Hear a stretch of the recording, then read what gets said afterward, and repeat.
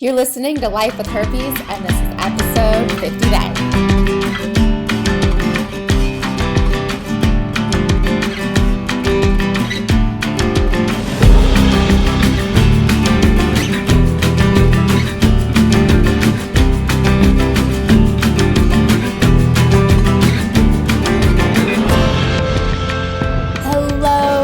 Hello, and welcome to today's episode of Life with Herpes. I am your host, Alexandra Harbushka, and as always, I am so grateful to be here with you and spending the morning, evening, afternoon, lunch hour, traffic, whatever, bike ride, gym, whatever you're doing, I'm excited to be here with you. So thank you for letting me join you on whatever activity you're doing. So I just love technology and how this all works out, that we can, I talk into a microphone and all of a sudden it's in your earbuds. It's always wild to me.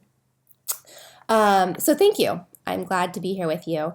Something that I always like to talk about is a way to pay it forward. As you know, the topic of herpes is sensitive, and we don't want to necessarily raise our hand and say, I have herpes, but it's really important that the information gets out to people, and that's why I've created this podcast, is to get the info out, help people like yourself get the correct information and feel like there's a community, feel like there's a resource, and things like that. So a way to pay it forward, which would be I'd be extremely grateful, and so would the person that finds it, is to rate, review, and subscribe to the podcast. So if you're watching this on YouTube, hey, you can click below and subscribe, and that would be huge. If you are listening to this through iTunes, you can rate and review it. You do not have to use your name,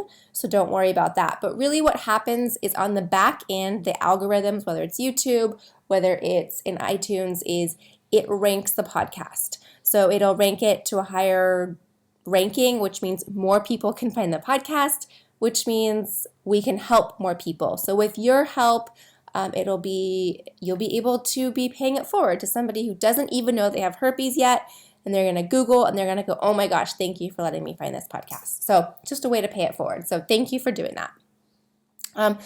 So today's topic, I got really excited. So as you know, we have a community. We have a Life with Herpes private community. It is free. I'll talk about that a little bit later. Just go to lifewithherpes.com. It's free. And we have a Slack group, which is a private Slack group. And I loved what one of the conversations that one of our members asked and just brought up. And it was just a really, why I liked it was because it made me go back and remember. It made me nostalgic. It took me back to being in my 20s. It took me back to being a teenager. It took me back to the days that I taught sex ed through Planned Parenthood, and kind of the mindset. It was a whole, like, it really made me think. So basically the conversation that came up was, has anyone ever considered how you'd react to someone disclosing that they have herpes to you before you were diagnosed? And one of the things is, you can look at it and you can go, would I have been open? Would I have been absolutely not? X, go away. Like, put a big X up, put a big wall up, go away. What would your perception of the person telling you that he or she has herpes? And I would like to say that it would not have been a big deal, right? I would like to say that. I would absolutely like to say that I would have just said, oh, thanks for letting me know. Let me do my research and move on. I don't know how I would have reacted. Obviously, this is in the past. I can't go back in hindsight.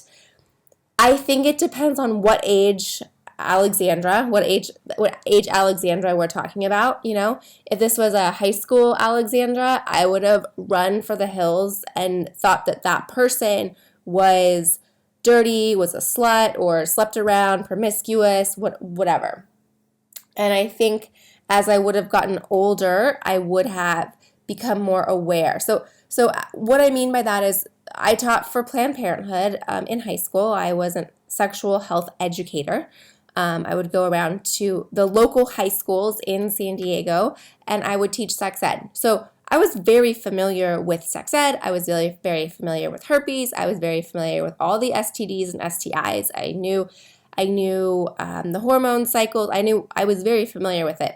Yet I didn't know anybody that had an STD, right? Definitely not my friends. I don't have one.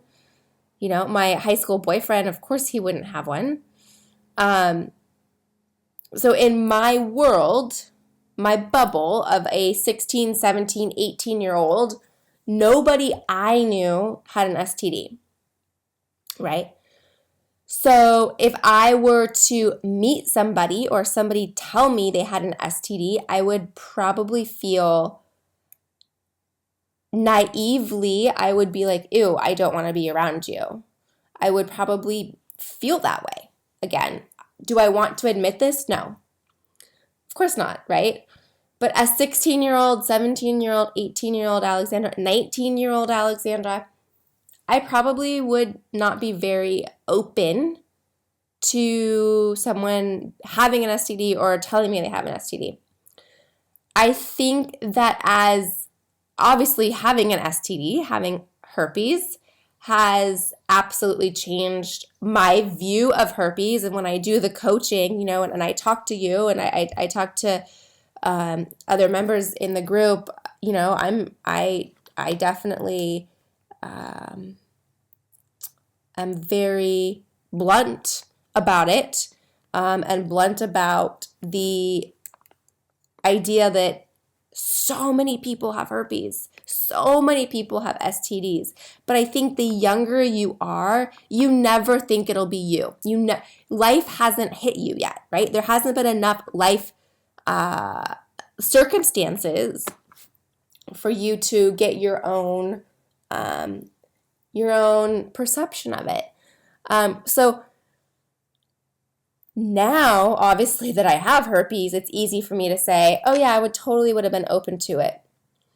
I believe that if I was approached, so here's the thing, in my sexual past, I was very relationship driven for sex. I was not, in my mind, if you were dating and in a relationship, then that was okay to enter into sex. And that was my belief, whether it's right or wrong. And it does not matter if that's your belief or not. I do not care if you sleep with 20 people in one night. That's not the issue. That's not what I'm trying to say here. Just because I said I believed in having a relationship with somebody before I had sex.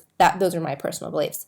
And I also believed in not sleeping with multiple people at the same time. So if there was, once I was done with once the relationship was over, then I would enter into a new relationship. I never crossed over. That was also a big thing for me. But if I got the bee in my bonnet to hook up with somebody and not be in a relationship and just hook up, and someone said, oh, by the way, I have herpes, I can guarantee you there's no way I would have slept with that person. Absolutely, period, the end. 0% chance I'd move forward. If it were somebody that, like the method I like to talk about in my podcast of when you announce to your person of interest that you have herpes, you wait until you really have a relationship, an emotional relationship with this person to disclose it, right? And I believe that had I gotten, but when you start dating and it's really fun and you go on, you're like, oh, we're going to go for coffee today. You think coffee will turn into lunch or like that, when you're really excited about someone and you can't wait to see them. And if I was in that position of dating someone and he said, hey, Alexandra, I want to let you know before we sleep together, I have herpes. I believe that I would have said, Okay, thank you. Let me think about it, sleep on it, do my research. Even though I taught for Planned Parenthood, I would have wanted to do my research. And I believe that would have happened. So I think it really would have mattered on how much I cared about that person. Whether that's right or wrong to say. And I just thought it was such a great way that someone in our Slack group asked this question, right? It's so easy in hindsight for all of us to be like, oh, it's no big deal. Or for me at least to be like, oh, it's no big deal. Absolutely no big deal. Now that I have it and I live with it and I really do know that having herpes is no big deal. It's as big of a deal as you want to make it, right? Or as little of a deal that you want to make it. There's no way I could have told my past self that answer. So I'm going to ask you to ask yourself this question. How do you perceive herpes? And how would you have reacted, let's say as a teenager? How would you have reacted from age, 20 to 23? How would you have reacted from 23 to 25?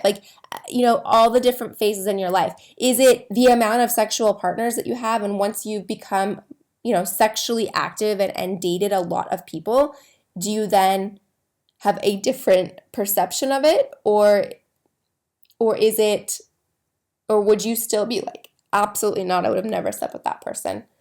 I don't know. In hindsight, I can't, I told you how I feel, but I don't know how it would have gone. Anyways, I just thought that was such a great aha moment. And I've used it when I read it and I thought about it and I was like, I have to do a podcast on it. I started thinking to myself, well, what are other things in my life that I said I would never do? Or I would never, or that will never be me, or I would never put myself in that situation. And I have. And how it's okay.